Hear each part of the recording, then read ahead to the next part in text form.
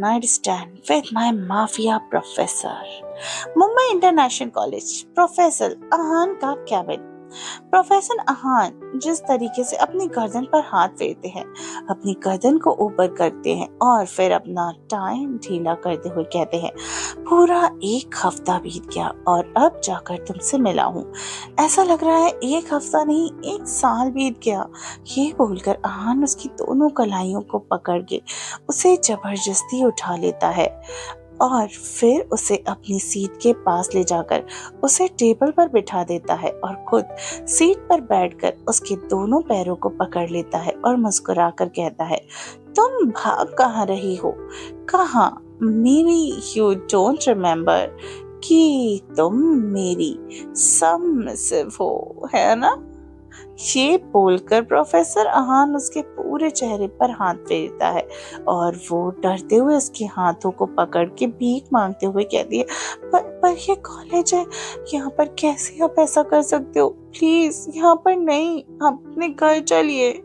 ये सुनकर अहान उसकी गर्दन पर हाथ रखता है और उसके बाद धीरे धीरे अपने हाथों को उसकी गर्दन के पीछे ले जाते हुए उसके करीब आ जाता है और एकदम से उसके पूरे बालों को अपनी मुट्ठियों में पकड़कर बहुत जोर से खींचते हुए कहता है, मुझे फर्क नहीं पड़ता ये कॉलेज है या कहीं भी, चाहे कौन सी भी जगह हो, अगर मेरा मन चाहता है, मतलब तुम्हें उसे वक्त अपने कपड़े उतारने होंगे मेरे सामने और मुझे सेटिस्फाई करना होगा। ये सुनकर तो उसका दिमाग ही खराब हो जाता है और वो जानवी अपना हाथ जोड़ लेती है और कहती है, मुझे माफ कर दीजिए, पर प्लीज यहाँ नहीं, ये कॉलेज है। ये सुनकर प्रोफेसर अहान उसके बालों को और मजबूती से पकड़ते हुए कहते हैं, तुम मेरे मुंह पर बात कह रही हो, तुम मेरे साथ तर्क कर रही हो, बोलो मत मैं कौन हूँ। ये बोलकर अहान उसके दोनों पैरों को पकड़कर अपनी तरफ खींचता है और वो सीधा उसकी गोद में जाकर गिर जाती है और खुद को संभालने के लिए उसके कंधों पर हाथ रखे उसके शर्ट्स को कस के पकड़ लेती है। वही प्रोफेसर अहान उसके चेहरे पर बिखरे हुए बेबी कट बालों को अपने हाथों से ऊपर की तरफ करके उसके होंठों पर अपने होंठों से टच करके कहता है, मेरे पास अभी प्रोटेक्शन नहीं है, but I will manage it. ये बोलकर प्रोफेसर अहान अपने टाई को उतारकर साइड में फेंक देता है और फिर अपने ब्लेजर को भी उतारकर साइड में रख देता है और जानवी के कंधों के पास से उसे स्लिप करके थोड़ा हटाकर वहां पर किस करने लगता है और उसके बाद वो धीरे धीरे अपने हाथों को उसके कपड़ों के अंदर डालकर उसकी कमर को सहलाने लगता है और उसके ऐसा करने से वो जो उसकी ड्रेस थी, उसकी वाइट शर्ट को वो पकड़ लेती है और वहीं ये महसूस करके प्रोफेसर अहान उसके कंधे से अपने सर को उठाकर उसके चेहरे को देखते हैं और फिर उसे एकदम से सामने के टेबल पर लिटा देता है और उसके बाद उसके कपड़ों को ऊपर करके उसके खूबसूरत पेट को छूते हुए कहता है, अगर रात में तुम्हें कोई काम ना हो तो रात में भी आ जाना, वैसे भी एक हफ्ते से मैं बाहर था और अब आया हूँ, मुझे तुम्हारी बहुत ज़्यादा ज़रूरत है। ये बोलकर वो अपना बेल्ट खोलने लगता है जिसे देखकर जानवी एकदम से उठ जाती है और डरते हुए कहती है, नहीं नहीं, यहाँ पर नहीं, प्लीज प्लीज यहाँ पर नहीं, कहीं और चलिए, पर यहाँ नहीं, ये कॉलेज है, यहाँ पर ऐसे गंदे काम नहीं किए जाते हैं, आप ऐसी जगहों पर इतने गंदे काम कैसे कर सकते हैं। ये सुनकर अहान उसके कान में सरगोशी करते हुए कहता है, it's not a dirty fun baby fun. ये बोलकर प्रोफेसर अहान उसके और करीब आ जाते हैं और फिर उसे लिटा देता है टेबल पर और फिर गुस्से में कहता है, बेबी गर्ल, बहुत गुस्सा आ रहा है तुम पर, इतना कुछ करने के बाद भी मुझे तुम्हारे साथ जबरदस्ती करनी पड़ रही है और तुम अपनी मर्जी से नहीं हो, तुम बोलो मत, तुम्हें सब कुछ अपनी मर्जी से करना है, मुझे तुम्हारे साथ कोई ज़बरदस्ती नहीं करना, और अगर तुम नहीं चाहती हो तो ठीक है, अभी के अभी मैं कॉन्ट्रैक्ट तोड़ रहा हूँ। ये सुनने के साथ ही साथ वो डर के अपना हाथ जोड़ लेती है और कहती है, हाँ, आपने जो करना है आप कर लीजिए, मैं और कुछ नहीं कहने वाली हूँ, मुझे माफ़ कर देना। ये बोलकर वो अपने बदन से अपने सारे कपड़ों को एक एक करके उतार कर साइड रख देती है, संभाल कर, और फिर लेट जाती है, जिसे देखकर सामने वाला शैतानी मुस्कुराहट से और फिर अपना बेल्ट उतार कर साइड में रख देता है और उसके करीब आकर उसकी पूरी बॉडी को अपने होठों से सक करने लगता है। और कुछ ही देर में पूरे कैबिन में रोने की आहें भरने की आवाज सुनाई देने लगती है। अपनी शारीरिक खुशी को पूरा करने के बाद जानवी के बदन को देखता है और फिर अपनी सीट पर आकर बैठ जाता है और अपने चेहरे को ऊपर करके गहरी सांस लेने लगता है। वो अभी भी काफी बिखरी हुई हालत में है, उसकी शर्ट के 2-3 बटन खुले हुए हैं और उसका सुडौल शरीर पूरी तरीके से पसीने में भीगा हुआ है। वो अपनी जेब से एक सिगार का पैकेट निकालता है और उसमें से एक सिगार निकाल कर जलाता है और फिर उसके कस भरने लगता है। वहीं जानवी उठकर बैठ जाती है, अपने पेट में हाथ रखकर। अपनी कमर के बहुत ज्यादा दर्द हो रहा था, उसे उल्टी जैसा भी फील हो रहा था, बहुत ज्यादा। अचानक नीचे उतर कर जाती है और वॉशरूम की तरफ भागती है, फिर काफी उल्टी करती है। उसने जो भी कुछ खाया सब निकल चुका। वहीं उसकी आवाज सुनकर वो भी उसी तरफ उसी हालत में वॉशरूम में जाता है और फिर उसकी कलाई पकड़कर उसके चेहरे को देखता है, जो कि पूरी तरीके से सफेद पड़ चुका था, और वो फील करता है कि उसने काफी ज्यादा ही जोर आजमा लिया। उसे इतना ज्यादा जोर नहीं आजमाना चाहिए था।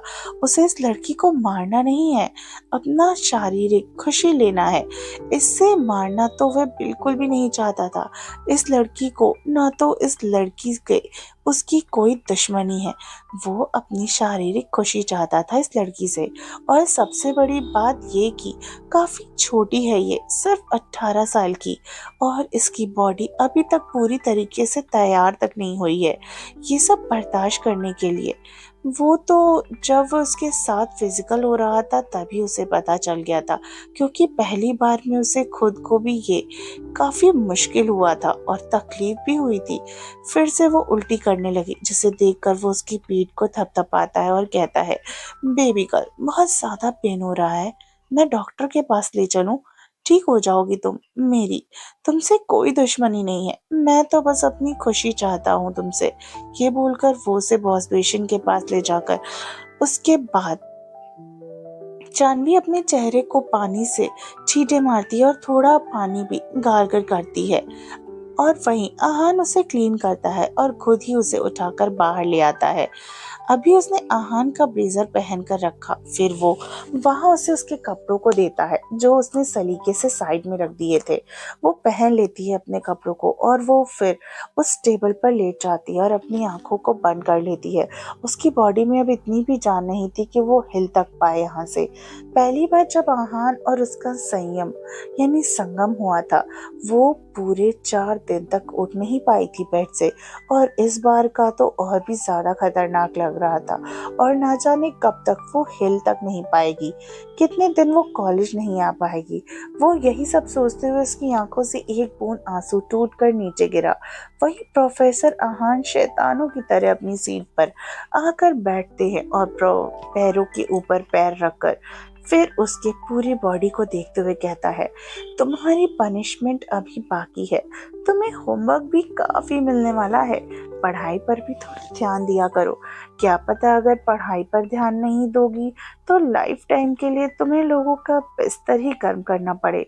मेरा क्या है, 2 दिन बाद तुम्हारे ऊपर से इंटरेस्ट खत्म हो जाएगा, 1 साल बाद, 2 साल बाद, 3 साल या 10 साल, या कभी ना कभी तो खत्म हो ही जाएगा। तब क्या करोगी, दूसरों के पास जाओगी? तो इसलिए पढ़ाई पर भी थोड़ा फोकस करो। आज मैंने देखा कितनी ज्यादा खराब हो तुम पढ़ाई में। ये बोलकर आहान उठकर उसके करीब आता और फिर उसे अपनी बाहों में उठाकर अपनी गोद में बिठा लेता है और उसके सिर को अपने सीने पर रखकर उसके बालों को सहलाते हुए अपनी सेडेक्टिव वॉइस में कहता है, सुनो, तुम घर जाकर आराम करना। 2 दिन कॉलेज आने की जरूरत नहीं है। तुम्हारी हालत ही देखकर पता चल रहा है कि तुम आज रात नहीं आ पाओगी, तो मैनेज कर लूंगा मैं। आप इतना तो बेदर्द नहीं हो कि मैं तुम्हारी ऐसी हालत में भी तुम्हारे साथ फिजिकल हूँ। ये सुनकर जानवी अपनी भारी हो चुकी पलकों को मुश्किल से खोलकर उससे शैतान को देखती है, जो कह रहा था कि वो बेदर्द नहीं है। तो ये सब क्या था? एक शैतान खुद को निर्दोष कह रहा था। वाकई में ये काफी अच्छा मजाक है। वहीं जानवी के दिल में ये आता है कि फिर से वो अपनी आंखों को बंद कर लेती है और वो कब उसकी भारी हुई पलकें नींद में गुम हो जाती हैं उसे पता ही नहीं चलता। जानवी धीरे धीरे अपनी आंखों को खोलती है तो उसे पता चलता है वो अपने हॉस्टल में है और वो हैरानी से सामने बैठी दिया को देखती है, जो लूडो खेल रही थी नव्या के साथ। वहीं आयशा कप नूडल्स बना रही थी, जिसे देखकर वो हैरान होकर कहती है, मैं यहाँ पर कैसे आई? ये सुनकर दिया उसका मजाक बनाते हुए कहती है, डर की वजह से बेहोश हो गई थी प्रोफेसर के सामने, और पनिशमेंट भी तुम्हें नहीं मिल पाई। प्रोफेसर तुम्हें हॉस्पिटल लेकर गए थे और फिर हॉस्पिटल से वहीं तुम्हें यहाँ पर देकर गए हैं। सच में उतने भी बुरे नहीं है, वो काफी अच्छे हैं। पर शुक्र है इस बात का कि तुमने पैंट गीली नहीं किया उनके सामने। मुझे तो लगा था कि कर दोगी। ये सुनकर आयशा गुस्से में कहती, तुम बार बार क्यों ऐसे बोलती रहती हो? हम सब बचपन के दोस्त हैं और तुम बार बार उसे ऐसे बात करती हो। तुम ऐसा नहीं करना चाहिए। ये बोलकर आयशा उसे दवाई और पानी देते हुए कहती है, ये प्रोफेसर ने दिया है, टाइम से खा लेना। ये बोलकर वो उसके उसके उस हिस्से पर कप नूडल को वहां पर उसके हिस्से का कप नूडल रखकर कहती है, ये तुम्हारे हिस्से का कप नूडल है और इसे खा लो। वही काफी ज्यादा दर्द हो रहा था अब उसे। अभी भी जानवी को भूख भी थी और काफी दर्द भी था। भूख की वजह से वो दवाई खाकर नूडल्स भी खा लेती है और उसके बाद वो बेड पर लेट जाती है और सोचने लगती है कितनी खूबसूरत थी उसकी जिंदगी। वो बिल्कुल राजकुमारी थी और कितना प्यार मिलता था। वो अपने पापा की आंखों का तारा थी। वो अगर उसे छोटी सी चोट भी आ जाए तो पूरा घर तहलका मचा देता था, क्योंकि वह अपने पापा की राजकुमारी थी। ये सब सोचते हुए अपने बैग से एक तस्वीर निकालती है। उसके बाद उस ध्यान से तस्वीर देखने लगती है। उसमें एक आदमी, एक औरत और उनके बीच में एक खूबसूरत लड़की और एक लड़का था। एक फैमिली पिक्चर, जो जानवी की फैमिली पिक्चर है। इसमें उसके मम्मी पापा और उसका एक छोटा भाई था। उसका भाई छोटा उसका भाई और उससे छोटा ही था, काफी शैतान और नटखट। इस तस्वीर को देखते हुए उसकी आंखों से आंसू निकाले। वहीं दूसरी तरफ वही खूबसूरत से पैलेस में, ये पैलेस और किसी का नहीं, आहान सिंघानिया का था। आहान जो कि अपने कमरे में अपने सोफे पर बैठा हुआ था और लैपटॉप पे कुछ कर रहा था। थोड़ी देर में वो लैपटॉप को उठाकर नीचे पटक देता और फिर अपनी जेब से सिगार का पैकेट निकालकर सिगरेट जलाकर उसके कश भरने लगता है। पर फिर भी कुछ नहीं होता। वो गुस्से से अपने बालों को पकड़ लेता और दांत पीसकर कहता है, उसके बारे में सोचने के साथ ही साथ मुझे उसकी जरूरत महसूस हो रही है और आज कुछ घंटे पहले ही उसे छोड़कर आया हूँ। उसकी हालत काफी खराब है और अगर फिर से ऐसा करता हूँ तो वो मर जाएगी।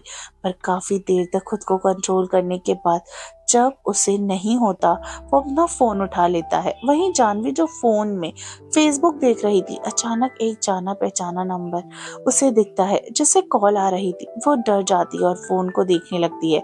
वहीं आयशा अपनी किताबों को रखकर जानवी को देखते हुए कहती है, क्या हुआ, कॉल क्यों नहीं उठा रही? ये सुनकर जानवी अपने फोन को अपने सीने के पास रख के थोड़ी डरते हुए कहती है, कुछ नहीं, और बोलकर बालकनी में चली जाती है और कॉल को पिक करती है, पर कुछ नहीं कहती। उस बार भी एक खामोशी छाई हुई थी। इस बार भी तभी खामोशी को तोड़ते हुए अपनी आवाज को कठोर करते हुए कहता है, मुझे फिर से तुम्हारी जरूरत है, आ जाओ और पावरफुल दवाइयाँ खा लेना, इससे तुम्हारा सारा पेन कम हो जाएगा कुछ मिनट में।